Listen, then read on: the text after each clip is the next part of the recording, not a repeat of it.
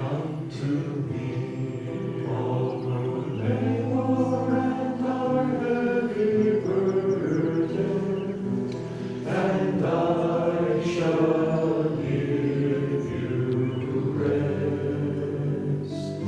Take up my yoke and learn from me, for I am meek and humble of heart, and you'll find rest for your souls. Yes, my yoke is easy, and my burden is light.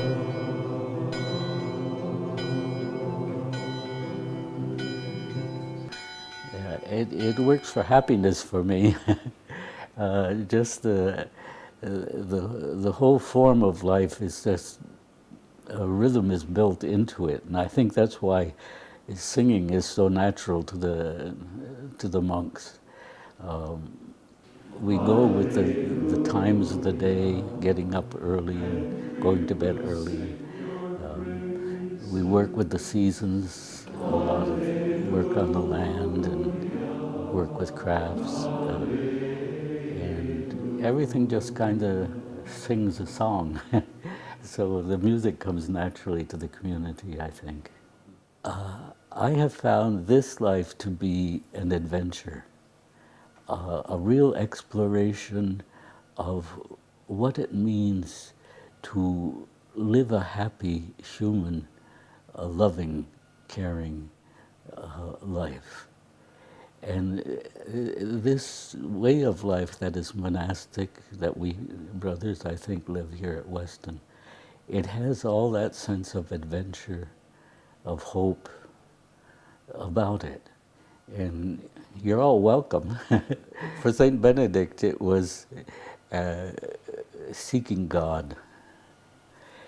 And for us, in our experience, seeking God is seeking life, a fullness of life that somehow Jesus of Nazareth, a couple thousand years ago, lived in a very special way, in a way that shared life with others, that was a life of caring for others, that really was a way. That's what that early life was called, as a way. So would you like to follow a different way? A way that over so many centuries has brought a lot of peace, a lot of happiness to other people as well as yourself in the world. And if you'd like to explore that, come and see. Through the reading the story of Thomas Merton and his entering a monastic life, I was able to then see what I was looking for in my life, a life that was simpler but more meaningful. When I knocked on the door and a brother welcomed me inside, and I felt overwhelmed by a sense of, I found my home. You can articulate it as God's grace, you can articulate it as happenstance. There are many ways to describe it, but I call it a graced moment. Sometimes before we find that graced moment, we have to go down before we go up. And it's almost like an emptying of self and expectations before that moment, which we call God's grace, can arrive and meet us where we are. I always loved singing, and I think that was one of the things that also drew me to monastic life. The chant, the Gregorian chant, the songs, and of course here at Weston in the mid-60s, we were moving from Latin into English, and then we started composing our own music, our own, the songs that we sang. And I found that a very beautiful experience, that in the songs that we created and sang, we were singing our own life experience. We were singing our spiritual journey. And one of the blessings that I find in my life is that I'm basically singing my life. But to sing your life, I just find that so wonderful. I really feel blessed to have this experience, and I wish others could share in it as well.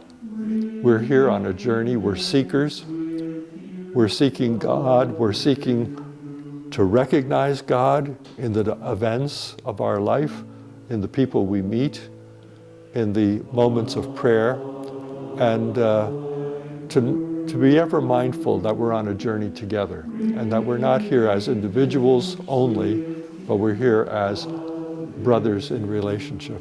You know, we get so serious about emptying ourselves out, but the process itself is not that excruciating.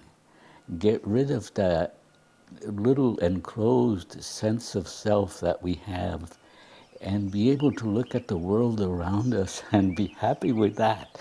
You know, what a difference that makes. Eternity is not some kind of dead space out there beyond our knowing, but eternity is where we enter the fullness of relationship with God and life and creation. And if we can look for that, I think we have some little sense of what resurrection is about, what Jesus is about, what our life search for God is about.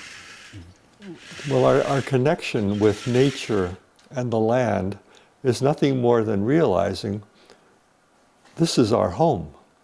This is where we are given the opportunity to live our life, to connect with other persons, and to hopefully make our world a better place. And the land gives us an opportunity to feel rooted. It gives us a sense of place and belonging. We're in this together. The animals are not separated from us. The trees are not separated, nor are the ants, or our little bunny rabbits that we have in the rabbit barn. It brings happiness to us as persons to realize, to wonder at, and to love creation. St. Benedict says in the rule that the brothers are supposed to work with their own hands. In his time, only the slaves did that. And it's just a joy to do simple works that are not stressful, are just engaging.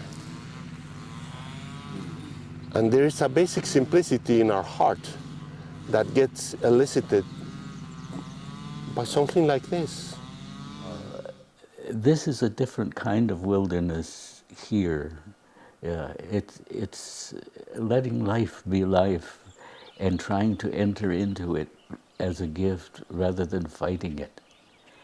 And I get the feeling that young people have the sense they've got to fight almost against life or for life, I don't know, but it's a fight anyway. I wonder, in a very technological age, if we lose something of that live exchange that goes with conversation, and that we exchange on so many things, but miss the ones that are underneath, that are so basic and so important for life, for happiness, you know. And for us to just see that it's all a gift, and you can boil it all down, that living has to do with being grateful, and that has to do with fidelity. Fidelity for some people seems to be an obligation, but if you really look at it in the root, it's a gift. To be faithful is a gift. You give your heart, you give your life. And that's what the conversation is all about. It's so simple. really. We want to live. And so we're living our life with the light that is given to us. We pray, we hope, we discuss, we're open, we go out, we come back in. We keep trying to move, to change with the times, but to keep our feet rooted on this earth, in this ground, in this place, with these people. And I think that's what fidelity is about. So you can be faithful and die, and that's not so bad.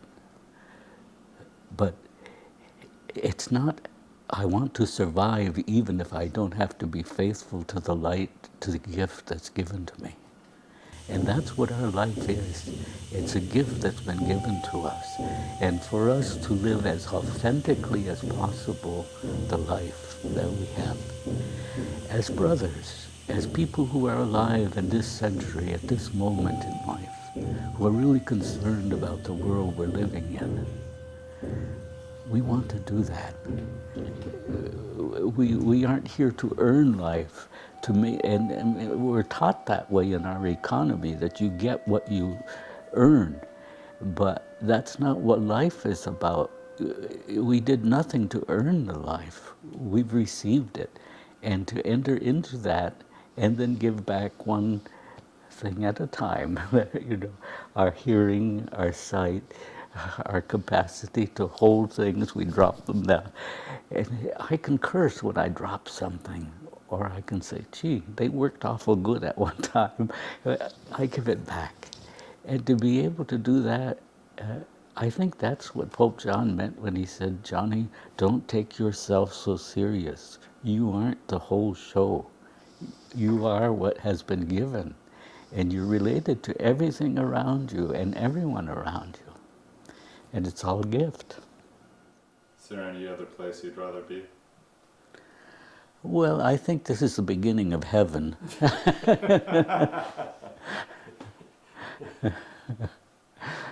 Sometime.